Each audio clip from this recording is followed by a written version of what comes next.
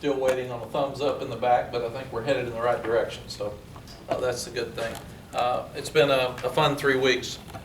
It's very different now with early signing date for new coaches that are coming in, because you're usually the situation's not great when you come, so you're behind in recruiting. So you have to get in immediately. You have to check the coaches that are here, the staff that's here, you interview them. Then you're actually trying to talk to players on your current team because they're yours now. And a lot of them have questions about offense and defense and staff. And then you're out on the road trying to talk to the commitments that you've got that were all in place. And then you're trying to find new guys. And a lot of them are committed to somebody else, so you're trying to get your foot in the door. And then you're trying to have official visits, and you have to have guys come in for interviews while you're having official visits because you're not here, because you're gone all the time. I think I was here about 3 times other than the official visit for 30 minutes. So when we put the early signing date in place, I was a part of the American Football Coaches Association board, and we really proposed it for 2 reasons. We thought that, number one, it would be for legacy kids that only wanted to take 1 visit and they wouldn't go anywhere else. And it would be for early enrollees, so they'd have a signing day. And then when the NCAA proposed it, thumbs up, got it, thank you. When the NCAA proposed it, they let everybody sign. So about 87% of kids signed last year early. So it was much different, I think, than the coaches thought it would be. And it makes it very difficult on new coaches coming in. So from our standpoint, the high school coaches that we dealt with in the last 3 weeks were tremendous. They helped us. They tried to let us catch up and did a great job. Our staff, even though it was a shortened staff, did a tremendous job of meeting the families. Larry had some really good quality players and kids committed, and most of those stayed. So we really appreciated that. And at the same time, we were able to get some other young people to come.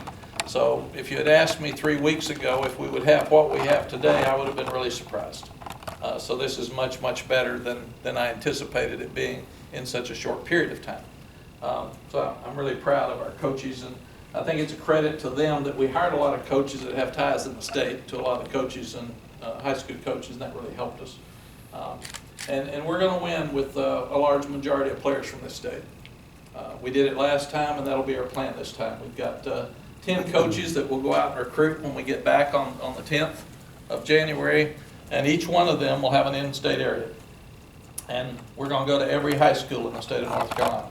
And that's really, really important to us to embrace the high school coaches here and do anything that we can do to help them within the rules and try to build our team from within, like we did last time. And then secondly, we go out of state for superstars. And that's the plan. That's the way it was then and before. So we're going to go over the guys here, and then I'll answer questions afterwards. I want you to see each one of them and look at them. And then we can't wait to get back and meet our team. We've had 2 team meetings, but we really haven't had a chance to sit down and meet all of our guys. Now, our coaches over Christmas holidays will call every player and talk to every player and talk to their parents, and because we've got to re-recruit our own players and make sure that they understand this isn't Coach Fedora's team, this is not my team, this is our team. And that we're going to try to win immediately. We're not talking about rebuilding and don't trust the kids. We're going to try to start now and win every game. That's our goal, and that's not going to change. All right. If you want something run back, please tell me. This is Storm Duck, who may have the best name in college football moving forward. I love it. I asked Mom why she named him that way, and she said it would get everybody's attention, and I think it worked. So, without question. Storm is a cornerback from Boiling Springs, South Carolina. When you're signing defensive backs now, you need guys that can catch. Because turnovers win ball games. And then he's got the ability to play all the different defensive back positions. He can play nickel, he can play corner, he can play safety. He's a hitter, but he also has good ball skills. And you can see here, Coach Switzer told me one time, don't ever put a guy on the field that can't score when he touches the ball. And this guy's really, really smart. He was already committed when we got here. You have to give those kids credit because anybody that was committed, we had a tough season, we changed coaches, and these kids still hung in there with us, and that's pretty cool from their standpoint. The first 5 of these guys will be early enrollees, so he will be here in January, and he can also hit.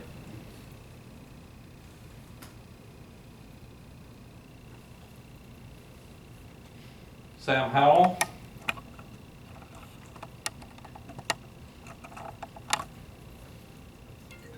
Sam is a guy who grew up loving the University of North Carolina.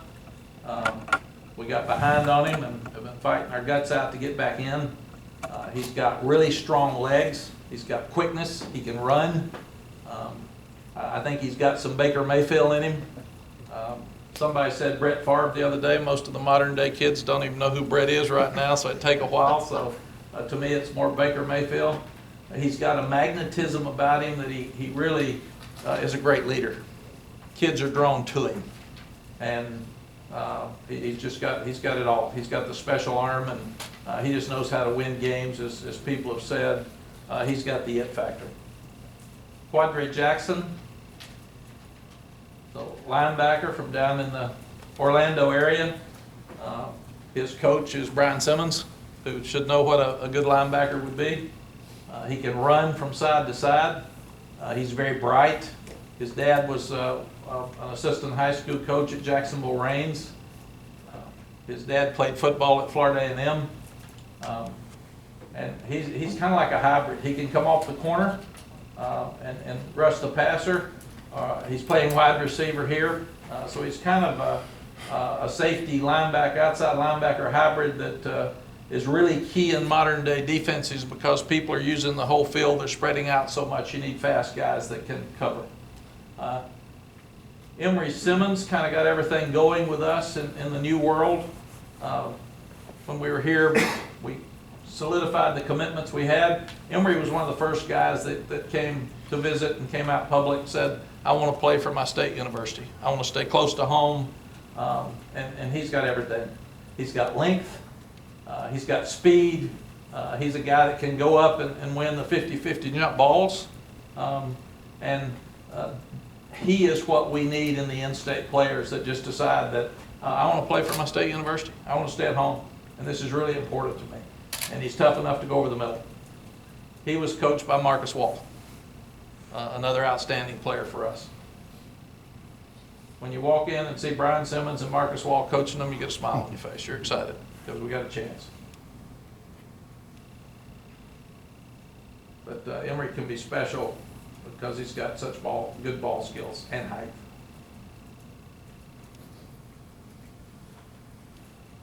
He'll be a mismatch on a lot of corners.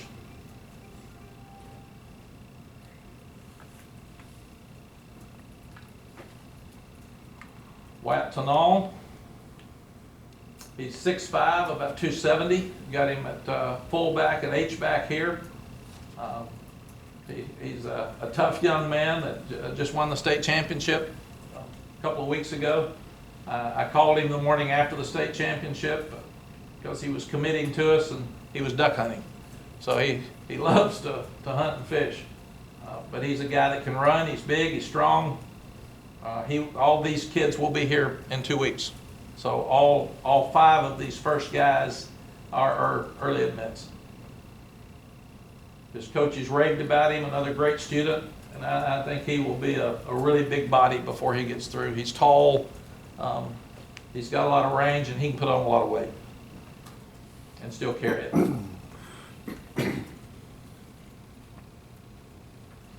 Okay, those are the guys that will come in early. These are the next group that will come in June.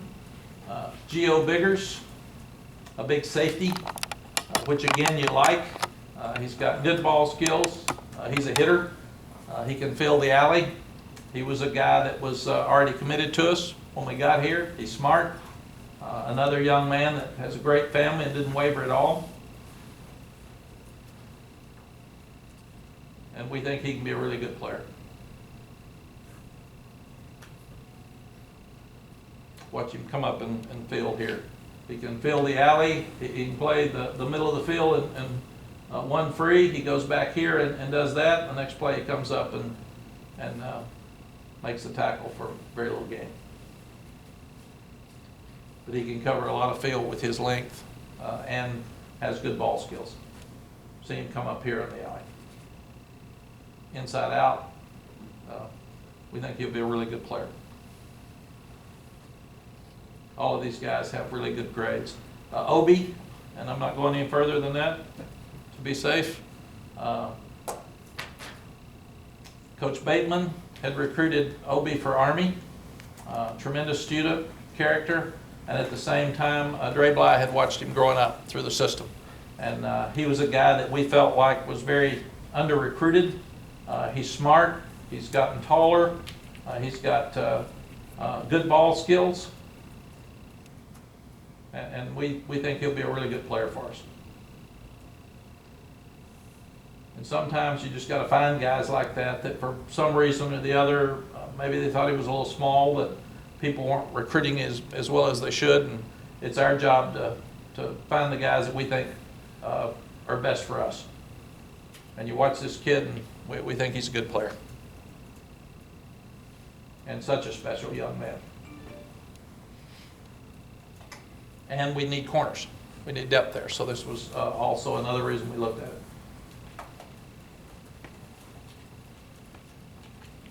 He has a sister here that's a senior that's getting ready to go to med school.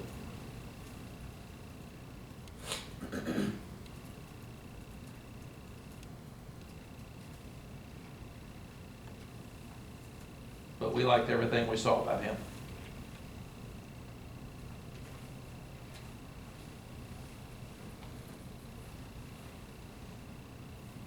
Tamari Fox, his brother is on our team. He's a very good player. Tamari is a guy that we feel like fits really, really well in Coach Bateman's 3-4 scheme. He's a really good pass rusher. He's strong. Both guys are weightlifters. He's a wrestler at his high school. And he's also got a dad that looks like he could play. So they got good genes. But anytime you can get brothers, you feel like that's really good too. When the older brother's a really good player, this young man's going to make a name for himself.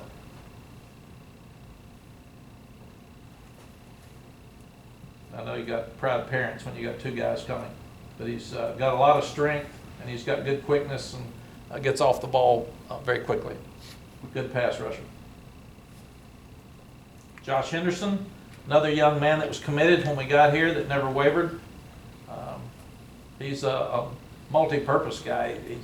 He'll play some on defense, but he's a really good running back. He's got good hands. You can utilize him out of the backfield. These families were so nice. They asked me to have our new coaches watch their video and make sure that they wanted them, and they asked us why, because they didn't want to come unless they were really wanted. So they said, Coach, we got plenty of places to go, but you see him on defense here. Josh is another very bright young man, and we think he's got a very good future for us. He's really got good hands and runs good routes out of the backfield, and powerful. Wow.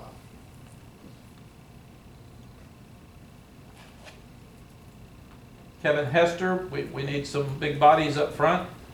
He was a guy that we found about 10 days ago in Georgia. He's 6'5", he's 252 pounds. He's a basketball player. He's only played 1 year of football. And we think he can really be a strong, big body moving forward. He's very bright. He's got great family, and he can run for a guy that big. And last time we were here, we found some guys that had played basketball and had really great feet, and they grew into football players. So we feel like he's a guy that can do that. He's from a very good program, and his coach was all over it. He said, Coach, this guy's a guy that people haven't found. Ben Kiernan was actually, his family's from Dublin. He sent his scholarship in from Dublin this morning, and he's one of the better punters in the country. And obviously, kicking game will be huge for us, and we need to change the field, and we need to get hidden yards, and and we feel like that Ben can do that.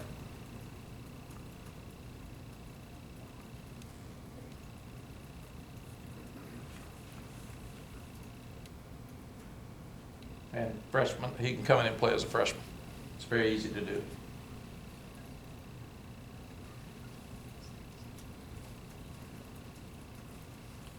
Drew Little is one of the better deep snappers in the country. There's only 2 of these on here because if you see 2 good ones, we can show you 50 good ones and they'd look the same. We only notice the bad ones for the snappers. But we also did not have a deep snapper, so this will really help our kicking game. And now the kicking and punting camps, you get so much information that it really helps you. Tristan Miller, a guy that's 6'5", 285, and I think has a super upside. I think he's got a chance to be a superstar. If you watch him with his feet, he just punishes people. He'll probably be 325 before he leaves here. He's got great feet. And it's hard to find left tackles. I think he'll be a left tackle. He's got that kind of feet. Smart, grew up being a Carolina fan, finishes blocks. He was one we didn't know for sure about till last night and this morning.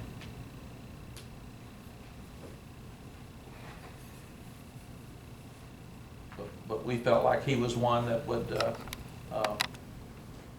finish and make this class special for a first year.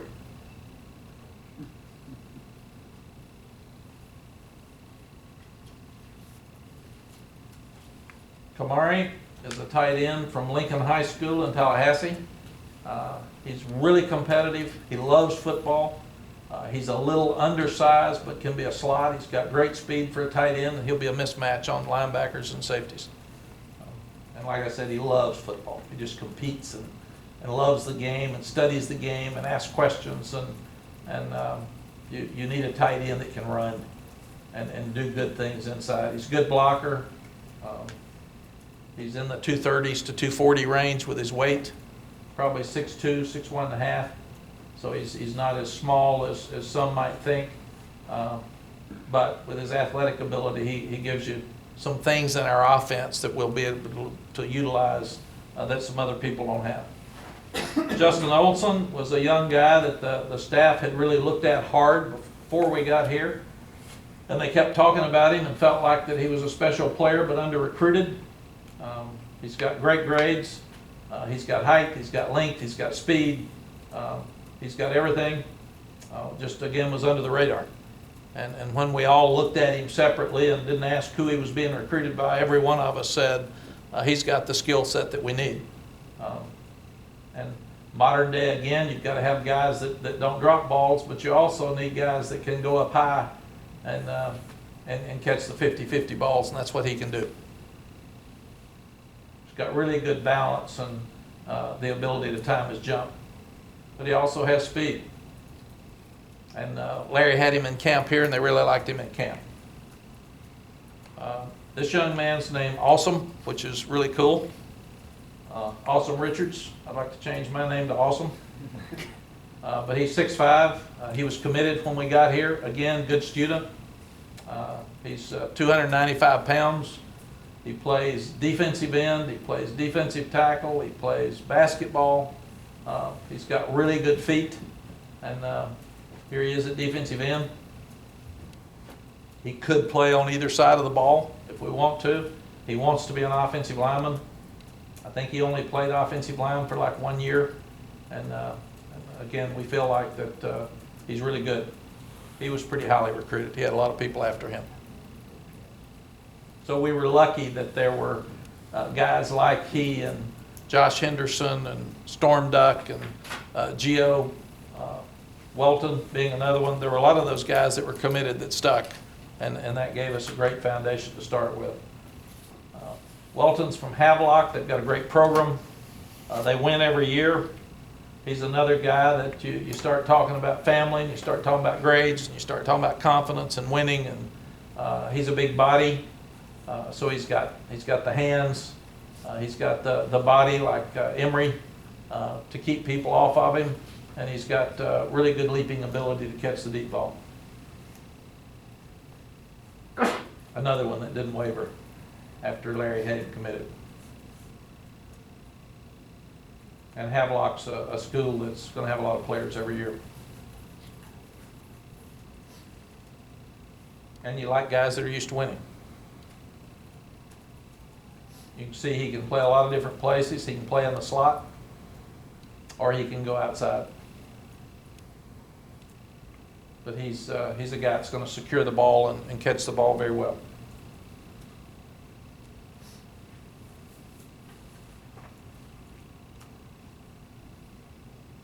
Very good body control.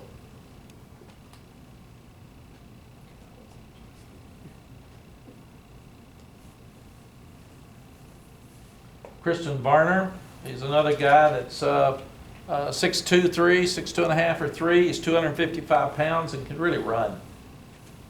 Modern day, when you've got people using the whole field on offense, you need guys like this that have got the ability to stop the screen and the draw, and he can pick off a ball like that one with his quickness. But you can see he's a tremendous pass rusher. Another great family. Another tremendous young man, very good student, but it's hard to find pass rushers. You got to have pass rushers to win modern day. You got to have corners that can cover, and we felt like that he's exactly what we wanted on the edge. Another young man that when he came, he came and he went home and committed the next day. So he really had a good visit, and he had a lot of people after him.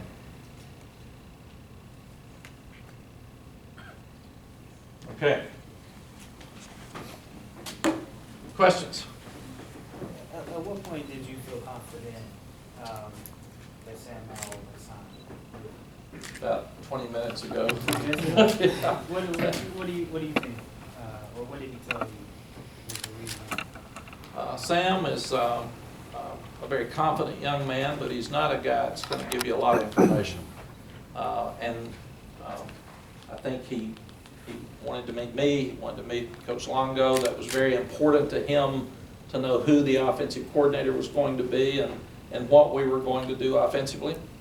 I was in a position where we knew it was important, but at the same time, I wasn't going to hire somebody just to hire somebody early enough to get Sam. We needed to hire the right guy, and then I thought at that time that it would be important, and Coach Longo was actually recruiting him from Ole Miss, so they had a relationship before.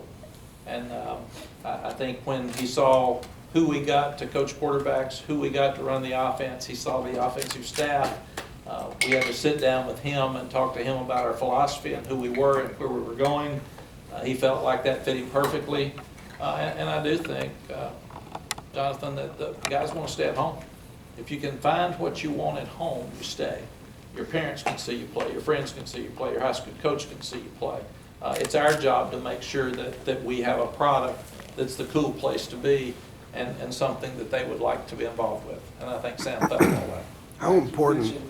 Explaining to the recruits and to your current players your offense and your defense. Can you explain that to us? What are you hoping to do? What we're going to do is we'll have those guys meet with you when we get back, and we'll go over it. We'll have a press conference. They'll sit down with you before we get to spring practice and show you exactly what we're doing, because we're going to be very similar to Oklahoma on offense. I told Coach Longo I want to score 50 points a game and have 2 Heisman trophies, quarterbacks back to back. And I said that about 3 times. He said, I got it. I heard it the first time.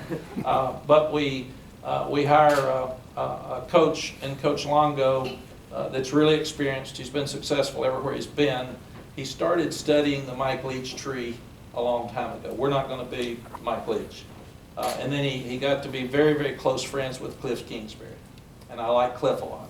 And then he's taken what they did with the Oklahoma system with Lincoln Riley, and he's combined the power running game with the wide open passing attack. And that's who we'll be. And then when you look, Lonnie Galloway's coached it. We got the offensive line coach from Texas Tech. So there's pieces of that offense that will help coach. and all these guys are going to have input, and then we'll make the final decisions.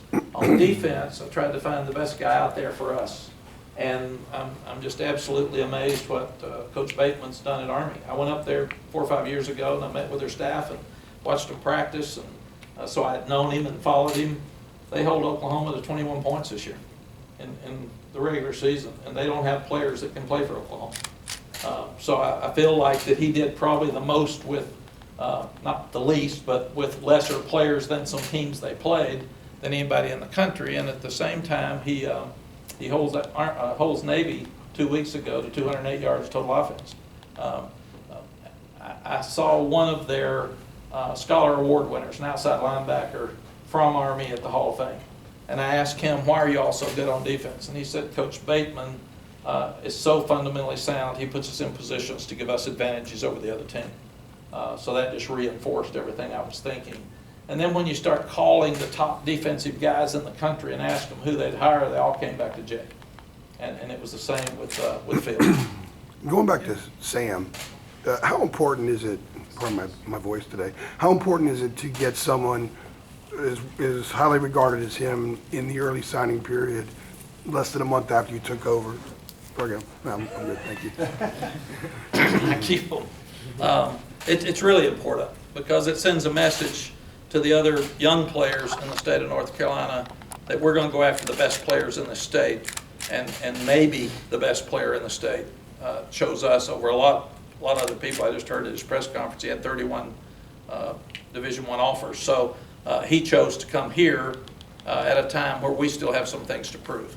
So we got to get better. So I think it's a tremendous message for other guys in the state. Is there a residual effect you can expect from something like that? I don't think there's any question. We'll have a full year to recruit next year. So as good as we did in 3 weeks, we have a chance to have a tremendous class next year. Can you speak more on that transition for you specifically, coming right in and everything just happening so fast and you having to get caught up with those players who were already committed and you had to reassure them that this is where they need to be, and then getting those other players who may have been on the fence? How tough was that for you, from your position coming in and having to deal with all of that transition? It's been a hectic 3 weeks. I said it seems like 8 months. It's hard to believe we've been here 3 weeks.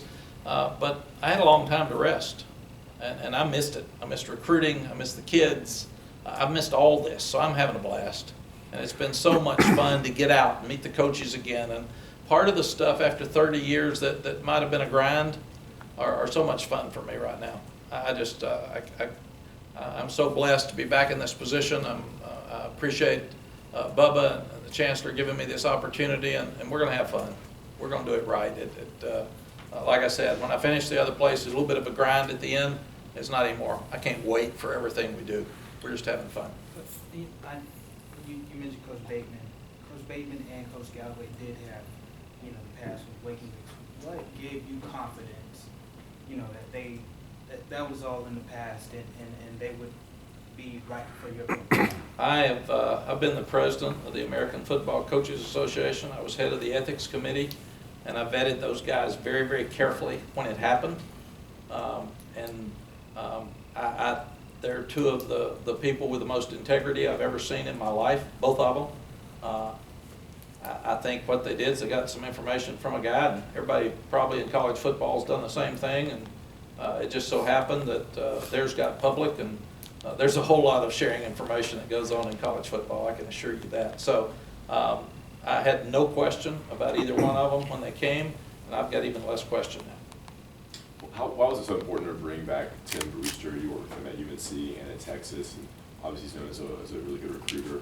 Yes. What's his impact and how important was that? Yeah. One of the reasons I think Bubba brought us back is Sally and I know the place.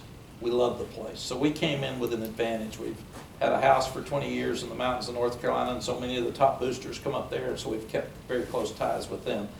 We know Chapel Hill. We know the university. We know the state of North Carolina. We know high school football in this state. And it's amazing how little has changed since we left. Sally said the other day, I'm the only one that left. Everybody else has stayed here, and I think there's some truth to that. And when you start looking at that, the perfect choice was Tim Brewster. He was here with us for 9 years. He's, I think, maybe the best recruiter in college football. He's a tremendous tight end coach. He brings NFL experience, brings head coaching experience. He's the assistant head coach, and he's done a fabulous job over these 3 weeks of tying everything together, and he knows me probably better than anybody. So, and going back into this, I wanted Dre Bly around, because Dre Bly has been a really important part of my life, and how many people get to be coached by an All-American, a Hall of Fame corner? I mean, that's pretty cool. I wanted Tommy Thigpen around. Tommy Thigpen, Rick Steinbacher, and Corey Holliday trusted me at 1-10. And this gives me a chance to be back in their lives. I'm so proud of all three of them, but I get to enjoy them every day. And nobody else gets to do that. They love this place. They've got history at this place. And when I see them, I think I'm wearing them out, so they're probably not as happy I came back as they thought they were going to be 3 weeks ago. But it's such a joy to see Clint Waltney over there with events and helping Roy with basketball, and walk in and see Rick and Corey every morning, and see Dre and Tommy in those meetings along with Tim Brewster. And that was kind of the start of this stuff, because I knew they could go out and recruit. And I knew they knew what I wanted, and that gave us a leg up early until we could bring some other guys in. How does this, And excuse me, and Tim knows this place, and he loves this place. He already had a house built here that they were going to come back and finish here when they got through, so it made it easy. what are your remaining positions of need in this class, and how do things finish up over the next 6 weeks? We'll look at linebackers and corners and another big guy for sure. And that's our we got 49 days till the next signing day. So there's some specific targets that we're going after. And you always need a big center.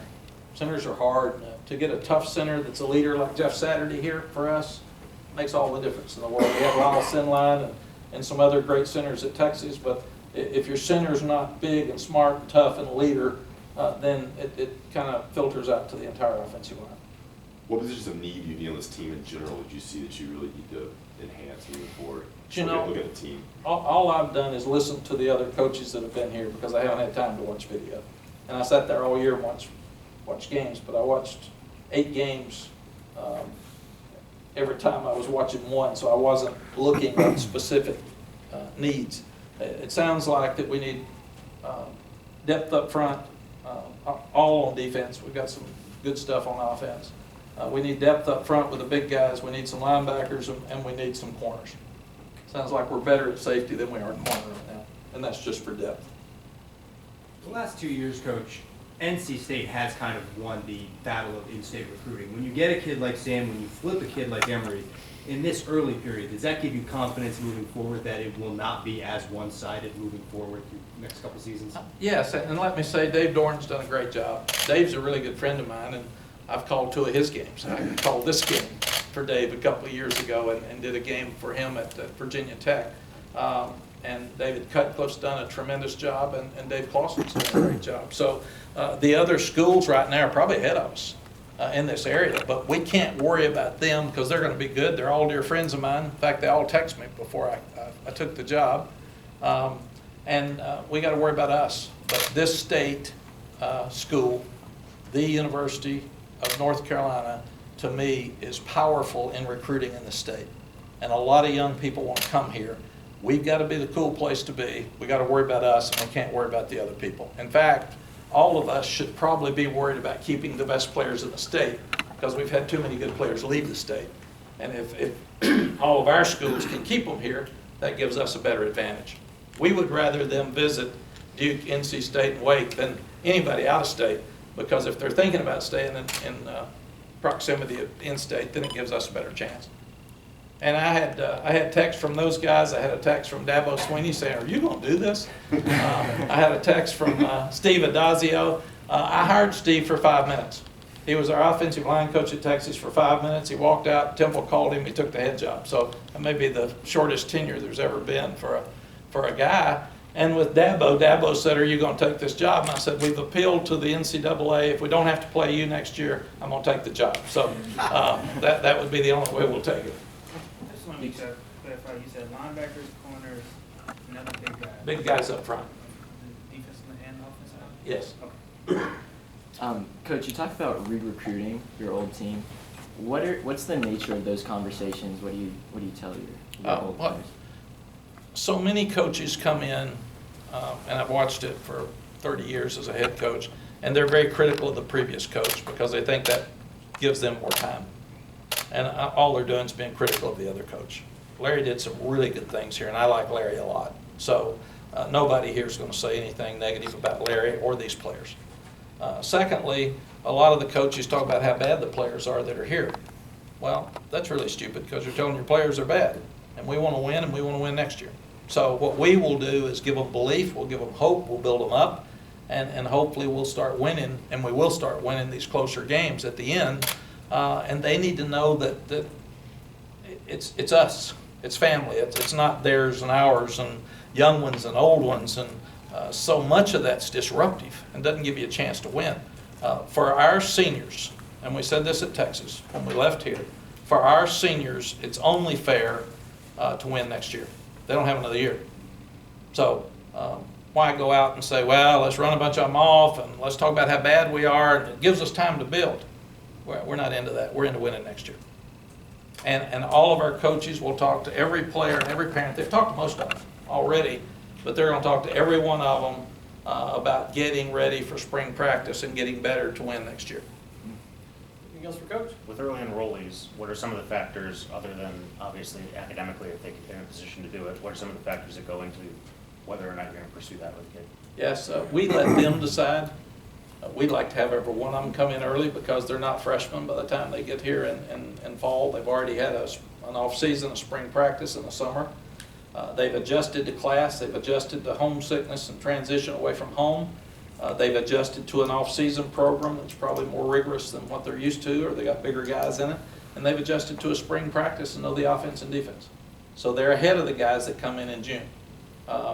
And they will struggle some early because of the transition, and they've only got 4 or 5 others with them, but they're ahead of the guys in June, and they have to help them come. So we would love to have them come early